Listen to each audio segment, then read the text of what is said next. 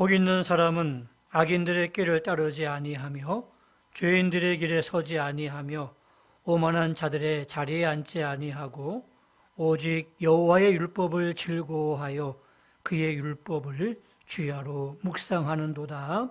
아멘. 오늘 거룩한 성일 주 앞에 나왔습니다. 우리의 마음과 정성을 다하여 예배를 드리오니 이 예배를 기쁨으로 받아 주시옵소서. 하늘문을 여시고 준비하신 하늘의 신령한 은혜를 나리워 주시옵소서. 예수님의 이름으로 간절히 기원하옵나이다. 아멘.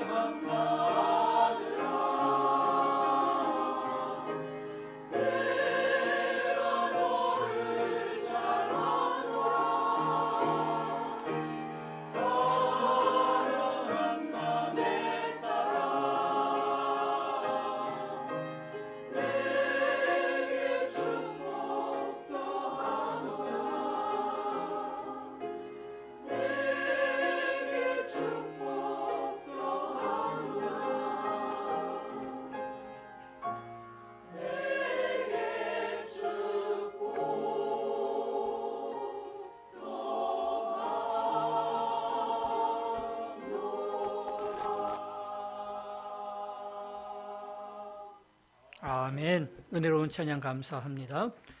오늘 주시는 말씀은 구약성경 하박국 1장 2절에서 4절까지의 말씀입니다. 구약성경 1301페이지입니다. 우리 다 찾아서 한 절씩 교독하도록 하겠습니다. 제가 먼저 2절 말씀을 읽겠습니다. 여호와여, 내가 부르짖어도 주께서 듣지 아니하시니 어느 때까지리까? 내가 강포로 말미암아 외쳐도 주께서 구원하지 아니하시나이다.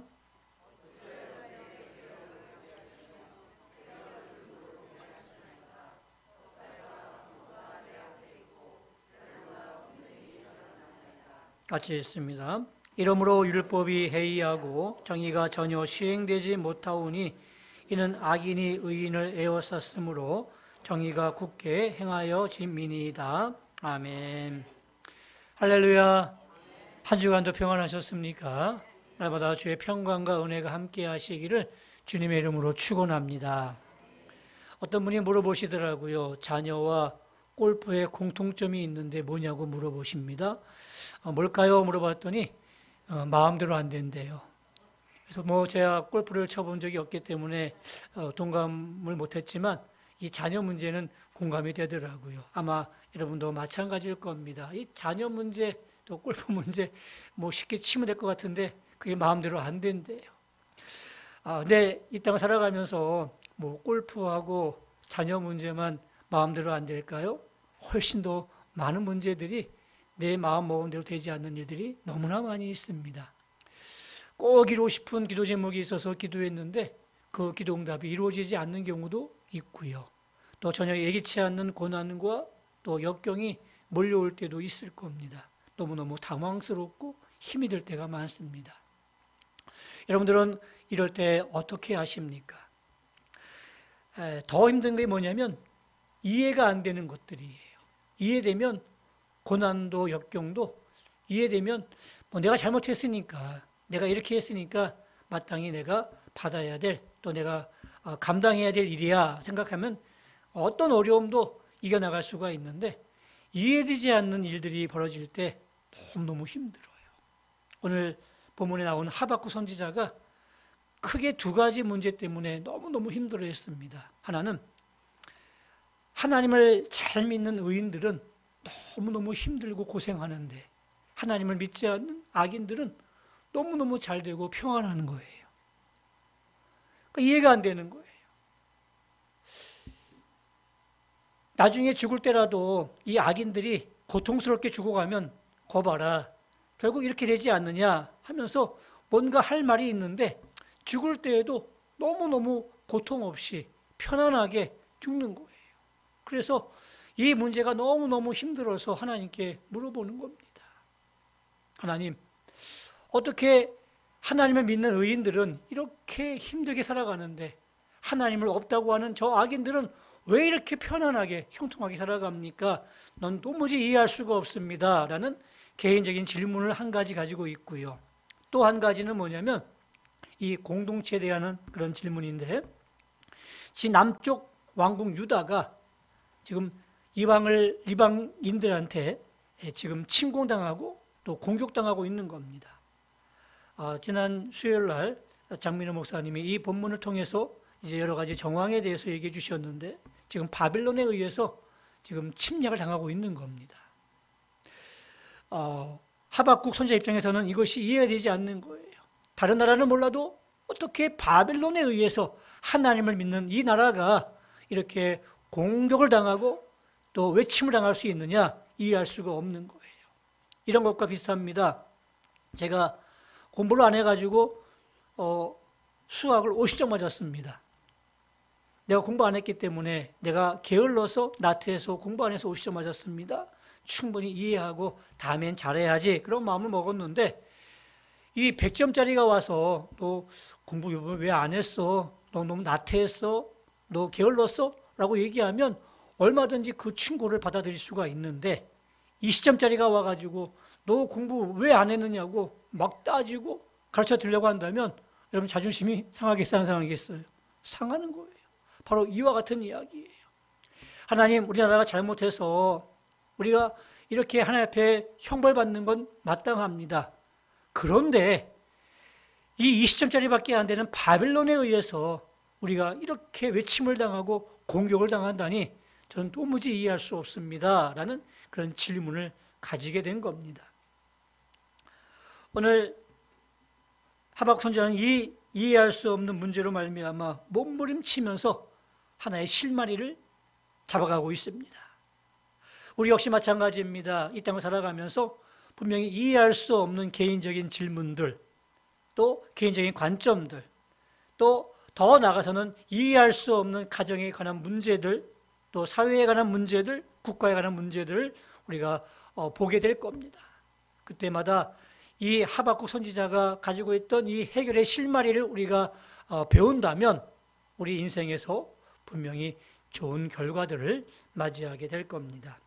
하박국 선지자는 이 이해할 수 없는 질문들 앞에서 어떻게 해결의 실마리를 풀어나갔을까요?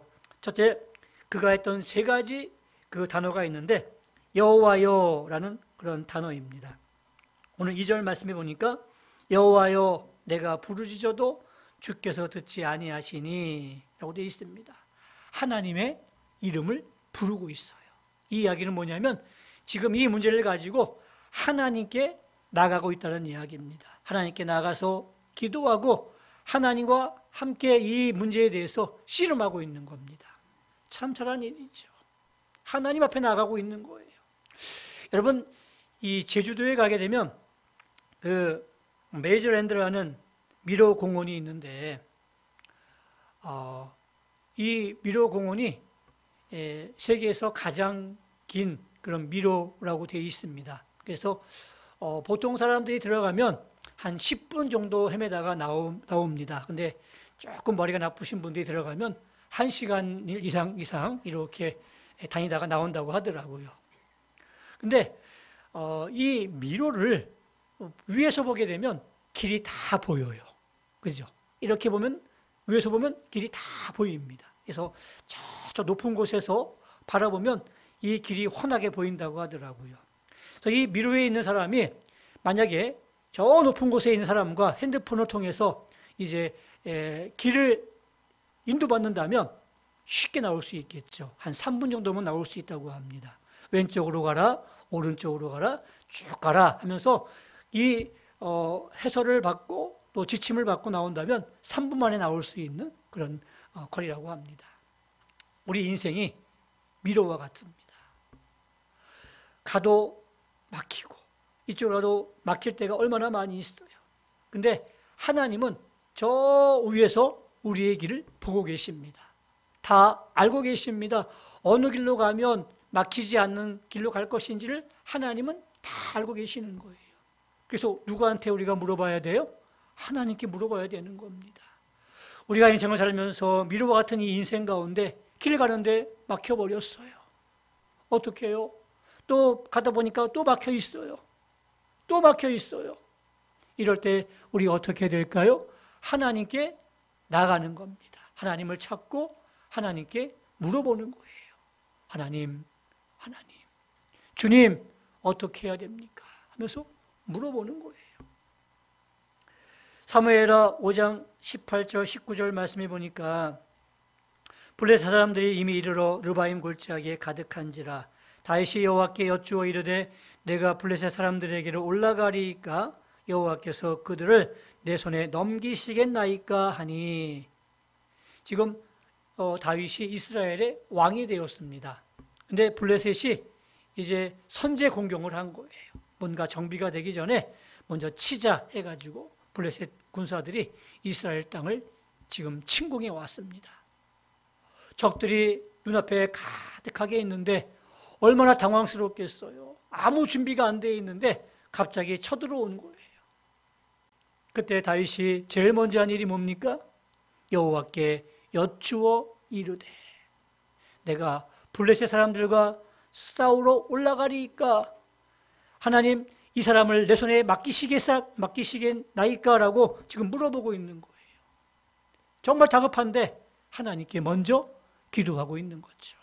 다윗은요 평생 이 삶의 태도를 늘 견지해 왔습니다. 그래서 하나님 마음에 합한 사람이다라는 그러한 칭호도 받지 않았겠습니까? 우리 인생 마찬가지예요. 힘들고 어려울 때, 도무지 이해가 안 될 때 우리 어떻게 하라고요? 하나님 앞에 나가는 겁니다. 어려운 일이 있을 때 나가는 겁니다. 힘든 일이 있을 때 주여 하면서 주님의 이름 나가는 겁니다. 이해되지 않는 일이 있을 때 주님, 하나님 하면서 하나님의 이름을 부르면서 주 앞에 나가는 여러분들이 꼭 되시기를 바랍니다. 그런데 우리 교회 수요예배, 기도회가 있는데 많은 분들이 잘 안 나오시더라고요. 어떤 이유인지 모르겠지만 너무너무 안타까울 때가 많이 있어요. 우리가 지금 여러분의 인생을 위해서 미로 같은 이 인생길에서 얼마나 기도할 일이 많이 있습니까? 여러분의 장래와 또 우리 자녀들을 위해서, 가정을 위해서, 나라와 민족을 위해서, 교회를 위해서 얼마나 기도할 제목들이 많이 있어요. 그런데 우리는 여전히 이 기도의 자리에 나오지 않고 계속 그냥 모른 채 하거나 아니면 흘려버리거나 아니면 문제가 있어도 전혀 주 앞에 기도하지 않는 그런 분들이 너무 많다는 이야기가 아니겠습니까? 사랑하는 성도 여러분, 우리 이렇게 살면 안 되지 않겠습니까? 여러분을 얼마나 많은 기도 제목들이 있습니까? 그 기도 제목들 가지고 주 앞에 나와서 찾고 묻고 해답을 얻는 여러분들이 꼭 되시기를 주님의 이름으로 축원합니다. 두 번째로 하박국 선지자가 이렇게 호소합니다. 어느 때까지니까? 어느 때까지니까? 2절 말씀을 보십시오. 주께서 내가 부르짖어도 듣지 아니하시니 어느 때까지니까? 이해할 수 없는 문제를 가지고 주 앞에 나왔습니다. 참 잘한 일이에요.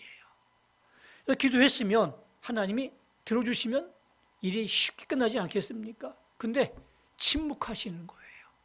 그것도 너무너무 길게 침묵하시는 거예요. 너무너무 답답해서 어느 때까지입니까? 라고 물어도 하나님이 계속 침묵하십니다. 그래서 이 하박국 선지자는 하나님이 나를 버리셨나? 라고 생각될 정도로 이렇게 하나님께서 침묵하고 계셨습니다. 우리의 인생 보면요, 많이 기도합니다. 기도할 때 하나님이 즉각 응답해 주시면 너무너무 재밌을 거예요. 근데 침묵이 너무너무 길으셔요. 이게 하나의 성경에 공식화되어 있습니다. 쉽게 대답해 주신 적이 별로 없어요. 너무너무 오래 이 침묵하시는 거예요. 침묵하는 이유가 뭔 줄 아십니까? 바로 연단입니다. 우리의 관심은 문제예요. 이 문제가 당면한 문제가 빨리 해결되기를 원하는 거예요. 근데 하나님의 관심은 당면한 문제가 해결되는 것이 아니라 이 문제를 통해서 그의 믿음이 연단되어지고 훈련되어지기를 원하고 계시는 거예요. 보세요. 아브라함을 하나님이 75세에 부르셨습니다. 그리고 아들을 주시겠대요. 땅을 주시겠대요. 근데 아들이 있어야 자손들이 번성해서 땅을 차지할 것 아니겠습니까? 근데 아브라함의 나이가 지금 몇 세예요? 75세 할아버지예요. 그의 아내 사례는 65세 할머니예요. 근데 하나님 너무너무 급한데 이 젊은이도 25년을 기다리기가 힘들어요. 근데 하나님은 25년을 기다리게 하신 다음에 아브라함이 100세 때에 사라가 90세 때에 아들 이삭을 주셨어요. 너무너무 급하지 않겠습니까? 하루하루가 급한데, 한 시가 급한데 하나님은 주시지 않는 거예요. 아브라함의 당면한 과제는 빨리 아들을 낳는 거예요. 근데 하나님의 관심은요, 아들을 빨리 낳는 게 아니라 이 과정을 통해서 아브라함의 믿음을 연단시키시고 훈련시키는 게 하나님의 관점이었습니다. 그래서 오랫동안 침묵하셨던 것이었죠. 이 침묵의 과정을 통해서 아브라함이 됩니다. 결국에 아비가 됩니다. 믿음의 조상이 됩니다. 이런 여러 가지 큰 계획을 하나님이 갖고 계시는 거예요. 다윗도 시편 13편에 보니까 이렇게 절규를 합니다. 여호와여 어느 때까지니까 나를 영원히 잊으시나이까 주의 얼굴을 나에게서 어느 때까지 숨기시겠나이까 나의 영혼이 번민하고 종일토록 마음에 근심하기를 어느 때까지 하오며 내 원수가 나를 치며 자랑하기를 어느 때까지 하리이까. 다윗이 당한 이 상황이 너무너무 힘들고 어렵다는 것 알고 계시겠죠? 너무너무 다급해요. 왜 하나님께서는 이 다윗의 이 절규를 침묵하고 계셨을까요? 왜 다윗의 마음을 이렇게 애타게 하셨을까요? 바로 훈련이었기 때문에 그렇습니다. 다윗은 이 문제가 빨리 해결되는 게 가장 시급한 문제였는데 하나님은 아니야. 이 문제를 통해서 너의 믿음이 단련되어지고 훈련되어져야 돼. 다윗은 이 문제가 지금 죽느냐 사느냐의 엄청나게 긴박한 문제인데 하나님은요, 이것을 다윗의 믿음의 연단의 과정으로 보기 때문에 침묵하고 계셨던 것이었습니다. 현대를 대표하는 필립 안시라는 아주 훌륭한 사람이 계셨는데 이분이 책을 3권 썼습니다. 책 제목이 아주 비장해요. 하나님, 당신께 실망했습니다. 또 두 번째 책은요, 내가 고통당할 때 하나님 어디 계십니까? 세 번째 제목은 더 심각합니다. 아, 내 안에 하나님이 없다. 하나님이 있다가 아니에요. 하나님이 없다. 이런 책을 썼어요. 무슨 뜻인 줄 아십니까? 이 세 책의 공통적으로 흐르는 핵심이 뭐냐면 자신이 여러 가지 상황들을 보면서 너무너무 이해 안 되는 일들이 많은 거예요. 그래서 이것 가지고 씨름을 하는 거예요. 몸부림치는 거예요. 그러면서 하나님께 실망도 하고요. 내가 고통당하는데 하나님 어디 계셨습니까? 하나님이 없는 것 같이 느껴지시는 거예요. 또 결국 내 안에 하나님이 없다라고 할 정도로 그렇게 하나님 앞에서 몸부림치면서 그 사회적인 여러 가지 현상들을 보았던 것입니다. 그러면서 이분이 하는 말씀이 뭐냐면 이런 씨름이 없는 사람은 가짜 성도래요. 진짜 성도는요, 하나님 어찌하여 이렇게 됩니까? 라고 묻는 질문이 있어야 되고, 내가 어느 때까지 견뎌야 되고 어느 때까지 내가 참아야 됩니까? 인내해야 됩니까? 라고 하나님 앞에 질문했던 이런 몸부림쳤던 흔적들이 있는 사람이 진짜 신자래요. 저는 100% 공감합니다. 그래요. 쉬운 사람들은요, 고민할 필요가 없어요. 넘어가는 거죠. 근데 정말 하나님을 찾고 하나님을 만나고 싶은 사람들은요, 이 문제에 대해서 목마름이 있는 거예요. 그리고 외치는 거예요. 그리고 몸부림치는 거예요.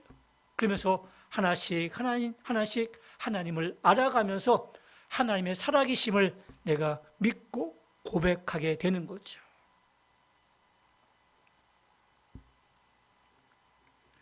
우리에게도요, 이런 연단의 과정이 분명히 찾아올 겁니다. 여러분, 고통을 피하지 마십시오. 그리고 끝까지 견디고 인내하십시오. 오늘 이 질문들은요, 그들이 하박국 선지자가 믿음이 없어서가 아닙니다. 다윗의 이 절규는요, 하나님께 저항하고 불평하는 게 아니에요.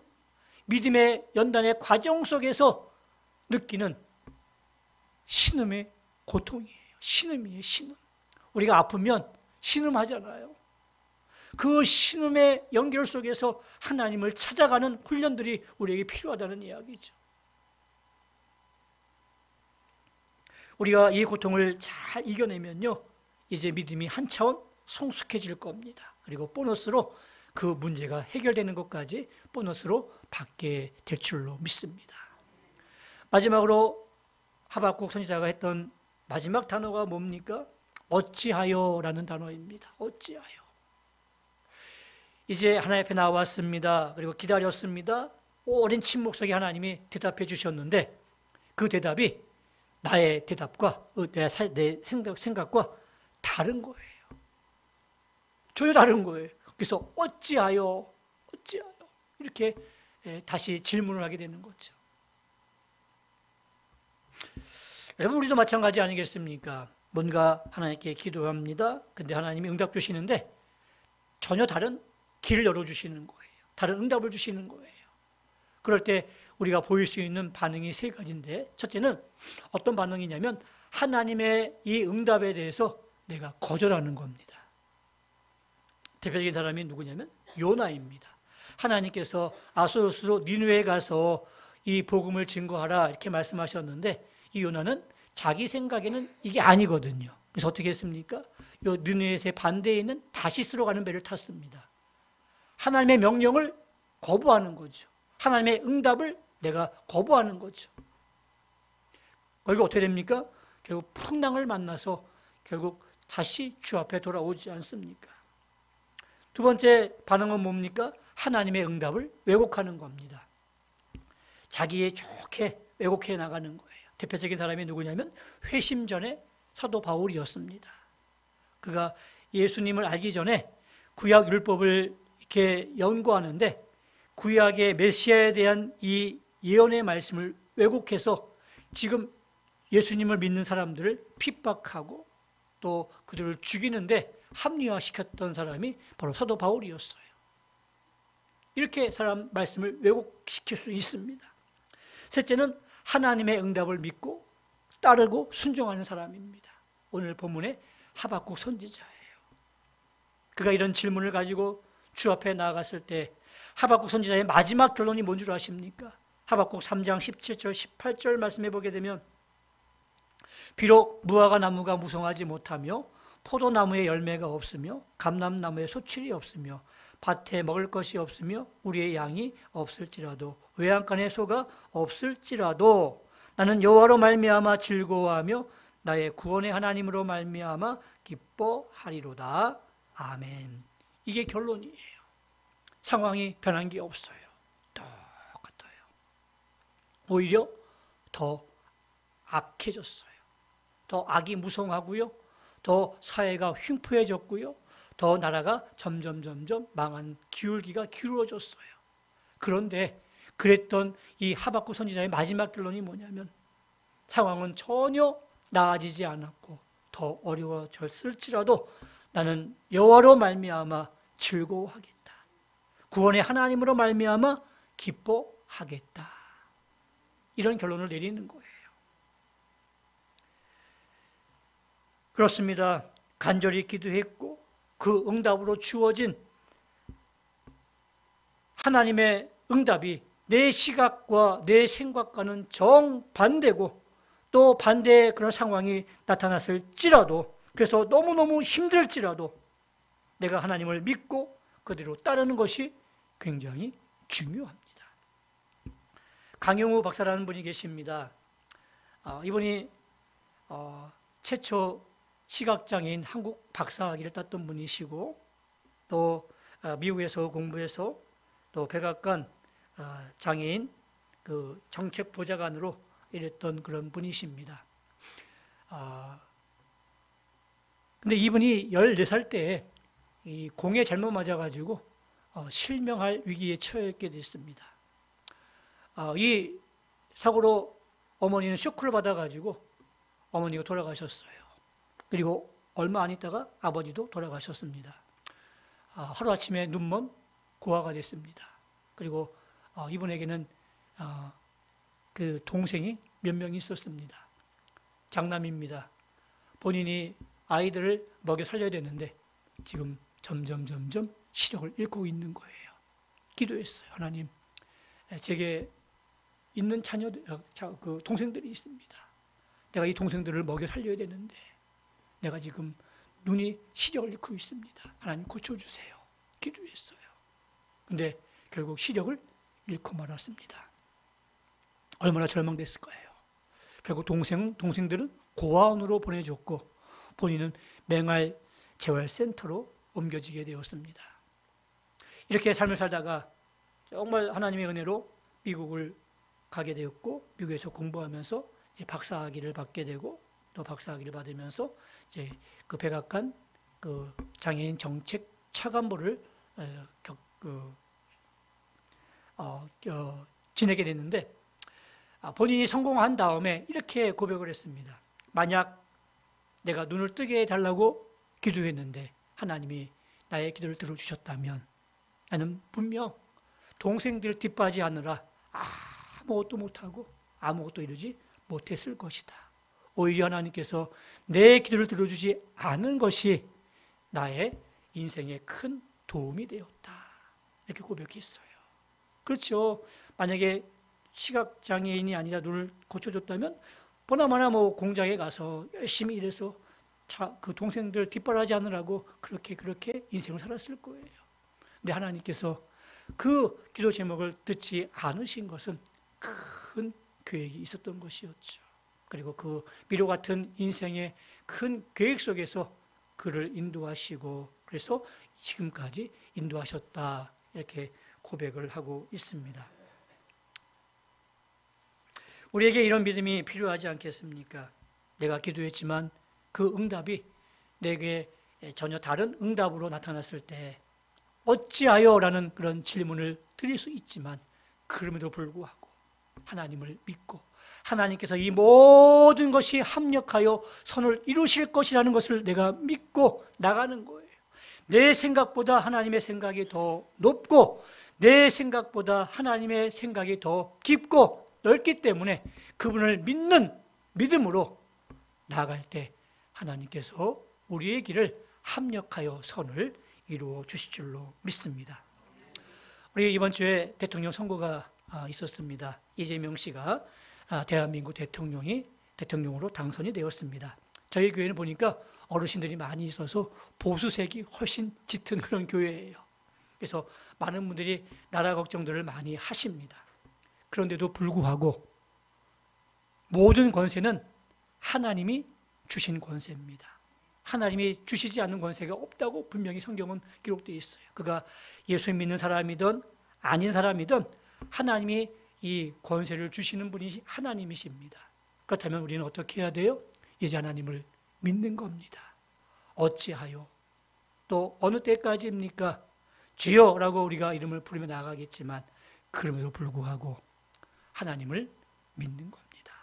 그리고 그분을 위해서 기도하는 겁니다. 오늘 우리 고지만 집사님이 기도 잘 해주셨는데 그래요. 대통령에게 지혜를 주셔서 이 나라 이 민족의 국론들을 하나로 하게 하시고 또 여러 가지 정책들을 통해서 다시 또 대한민국을 아름답게 만들어갈 수 있게 해달라고 우리가 권세자들을 위해서 기도하는 게 우리의 몫이 아니겠습니까?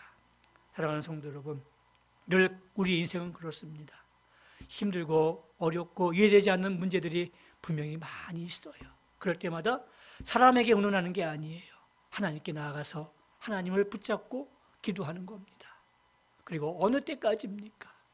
어느 때까지 기다려야 됩니까? 어느 때까지 내가 이 상황에 대해서 내가 참고 인내해야 됩니까? 라고 기도하며 몸부림치면서 기도하시는 거예요.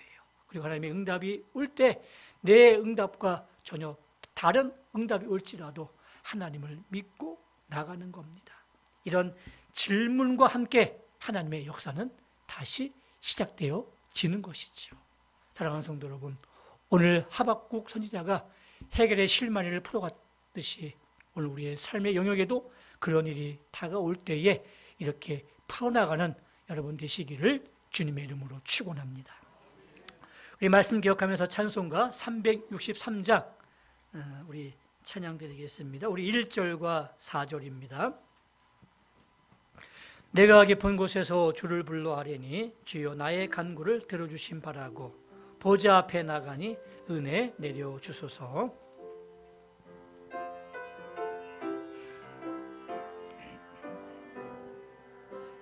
내가 깊은 곳에서 주를 불러 아뢰니 주여 나의 간구를 들어주심 바라고 보좌 앞에 나가니 은혜 내려주 4절입니다. 주의 크신 은혜와 그의 능력 바라라. 주의 깊은 은총에 우리 구원이 있으니 변함없는 주님만 믿고 기다리. 우리 눈을 감고 주신 말씀을 기억하며 함께 기도하기를 원합니다. 하박국 선지자처럼 우리가 도무지 이해할 수 없는 일들이 우리의 삶 속에 존재합니다. 개인적인 문제와 또 공동체의 문제, 가정의 문제, 사회의 문제, 나라의 문제들이 우리 앞에 서 있습니다. 하나님 살아계신다면 어떻게 이런 일이 일어날 수 있겠습니까? 하나님이 지금도 역사하신다면 어떻게 이런 일들을 보고 계십니까? 왜 잠잠하십니까? 하면서 이해할 수 없는 일들이 많이 있는데, 물론 우리가 인간이기 때문에 주 앞에 나아갑니다. 그럴 때마다 주의 이름을 부르며 나아가기를 원합니다. 침묵할지라도 계속 주 앞에 어느 때까지 기다리겠습니까? 라면서 나아가야 됩니다. 주의 주신 응답이 우리의 생각과 다를지라도 내가 하나님만 믿고 바라겠다는 그런 간절한 마음으로 나아갈 때에 하나님의 역사는 시작될 것입니다. 합력해서 선을 이루실 것입니다. 하나님, 오늘도 우리가 기도할 여러 가지 많은 기도 제목들이 있습니다. 주여 응답하시고 선하게 역사하시고 합력해서 선을 이루게 해달라고 간절한 마음으로 함께 기도하며 나가겠습니다. 기도합니다. 주의 크신 은혜를 바랍니다. 주님의 능력을 바랍니다. 우리의 구원이 주의 깊은 은총에 담겨져 있습니다. 변함없는 주님만 믿고 기다리며 나아갑니다. 주여 함께하여 주시옵소서. 은혜를 베풀어 주시옵소서. 이 나라 이 민족을 불쌍히 여겨주시고 하나님의 은혜 가운데 붙잡아 주시기를 원합니다. 우리의 가정을 붙잡아 주시고 우리의 교회를 붙잡아 주시고 우리의 개인의 가정을 붙잡아 주시기를 원하옵고 소원합니다. 미로 같은 인생 가운데 있습니다. 막힌 길마다 막힐 때가 많습니다. 하나님이여 열어주시옵소서. 길을 인도해 주시옵소서. 하나님께 묻고 기도하며 주 앞에 나갈 때마다 길을 찾게 하시고 길을 열게 하시고 주 앞에 나갈 수 있도록 축복해 주시기를 빌고 원합니다. 하나님 역사해 주시옵소서.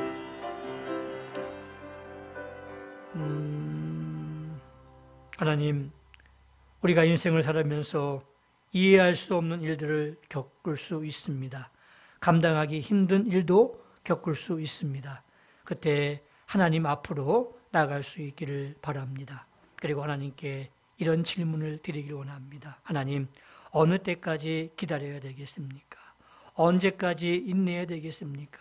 어찌하여 이런 일들을 겪게 하십니까? 라고 질문할 때에 바로 이 질문과 함께 하나님의 역사가 시작될 줄로 믿습니다. 합력해서 선을 이루실 하나님, 이 나라 이 민족을 불쌍히 여겨주시고 또 우리 교회를 불쌍히 여겨주시고 우리의 가정과 또 막혀있는 그런 우리 성도들의 인생을 주께서 불쌍히 여겨주셔서 다시 한번 길들을 열어주시고 하나님의 선한 길로 인도하여 주시옵소서. 예수님의 이름으로 축복하며 기도드리옵나이다. 아멘. 이제는 우리 주 예수 그리스도의 은혜와 하나님 아버지의 극진하신 사랑하심과 성령님의 감동, 감화, 위로, 교통하심이 하박국의 호소처럼 인생에 이해되지 않는 일들이 있을 때마다 주의 이름을 부르며 주 앞에 나오고 또 침묵하신 하나님일지라도 끝까지 인내하며 기다리며 응답이 오되 내 생각과 다를지라도 하나님을 믿고 바라며 합력해서 선을 이루실 그분을 의지하며 기뻐하는 복된 삶을 살기로 다짐하는 주의 백성들 머리 위에 이제부터 영원토록 함께 있을지어다. 아멘.